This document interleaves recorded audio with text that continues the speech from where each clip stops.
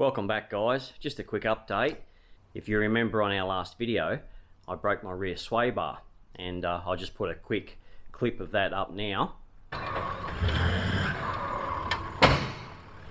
Anyway, I have gotten in touch with Superior, and they've sent me a new sway bar under warranty because it was only about 3 years old, and some new Heim joints. These ones are a bit more chunky, different design than the ones I had. You can see the break there. Apparently, I was the second person this has ever happened to, so it was pretty rare. And you know, wasn't doing anything crazy, just crossing over a little washout, and bang, there it went. But there must have been a problem with the material or manufacturing process there. But anyway, we've got that sorted. I'm just going to get the old one out, and I'll give you a better look at it. Oh, I'll just hop under the car here. Front here.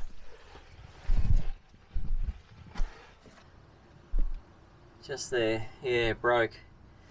So I disconnected it, and still got the other side connected.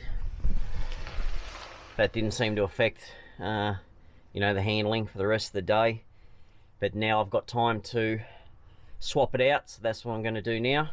Right, so I've gotten the old one off, the broken one, and I've just got it next to the new one here. So pretty much exactly the same, just a bit slightly different angle here, and locators are in the same spot. End is just a little bit different. This is a fulcrum bar. They use a fulcrum sway bar, so it's a nice color. And also got the brackets and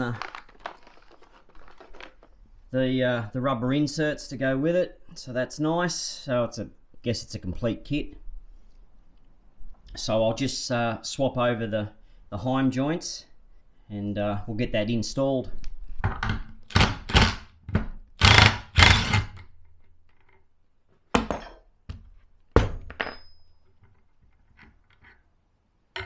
I've got the Heim joint off, and I'll just show you the difference here. You can see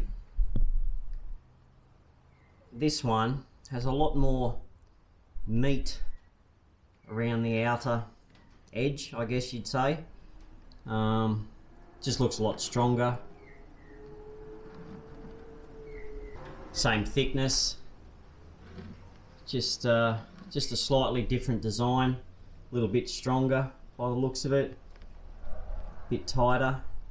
I mean, this one's only done 30,000 Ks, but still looks like an improvement. So we'll get those on the links.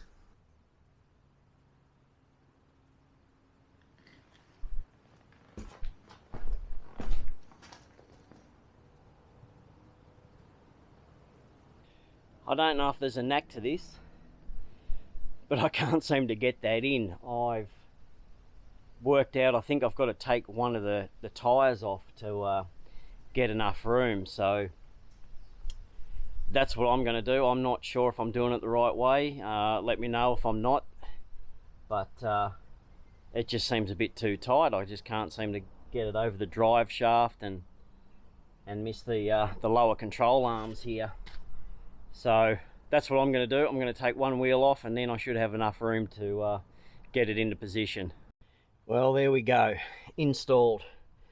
Not one of my favourite jobs, but got there in the end. Looks good.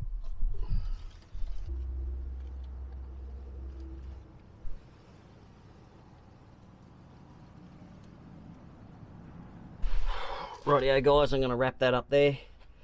Thanks for watching.